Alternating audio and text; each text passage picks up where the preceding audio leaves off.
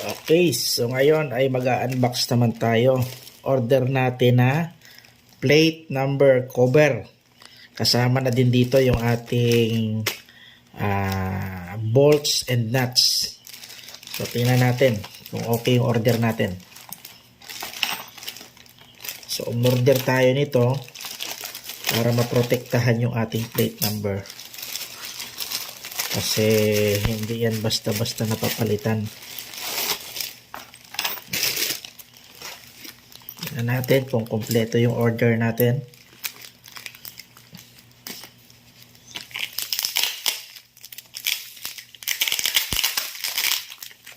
Okay.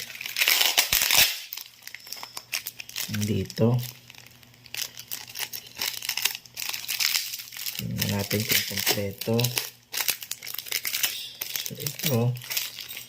Tapos pa isa pa dito. Ito ay para makatulong dun sa iba na gusto nilang maprotektahan yung kanilang plate number ng motor.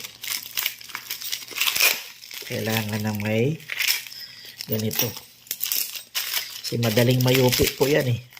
Napakanipis pa naman ng bagong plate number ngayon. Ito na. So ito ay icon pa lang ito.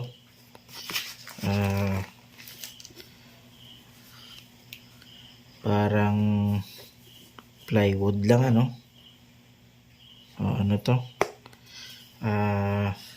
Di ko alam kung natatanggal pa to o nakadikit lang. So tingnan natin kung meron pa bukod yan. Nako, wala na. One lang pala yun. Walang kasamang transparent na cover.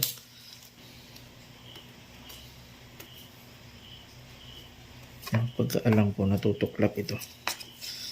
Ayan. Natanggal na po natin. Dapat kasi ito dalawa. Mayroong panglabas at pangloob. Ayan o. So siguro hindi ko natanggalin yung cover dito sa likod. Ang mangyayari po kasi niyan, kakuha natin dito. Ilalagay yung ating plate number dito sa likod. Tapos may suporta siya nito. Nitong bolts and nuts. May kasama na din siyang panghigpit.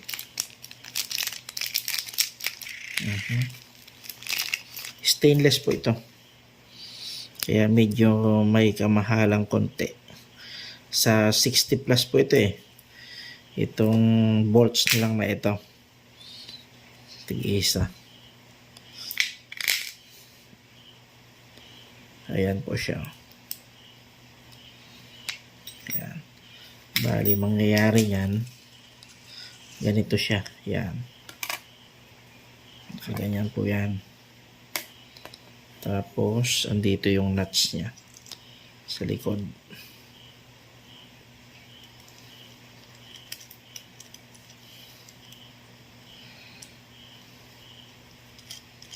Yan.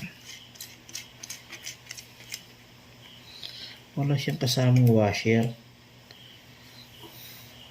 Dapat may washer to eh.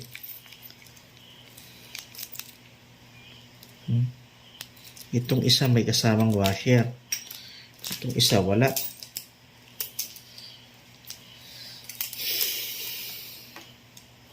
Ayan o.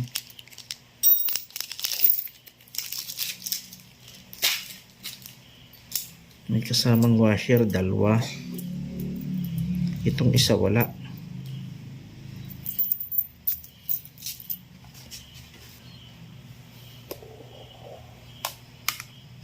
Kulang-kulang naman yung sealer. So by the way, wala naman tayong magagawa dyan kasi nandyan na yan. Alang ibalik pa natin yan. Okay, so sana nagkaroon kayo na idea dito.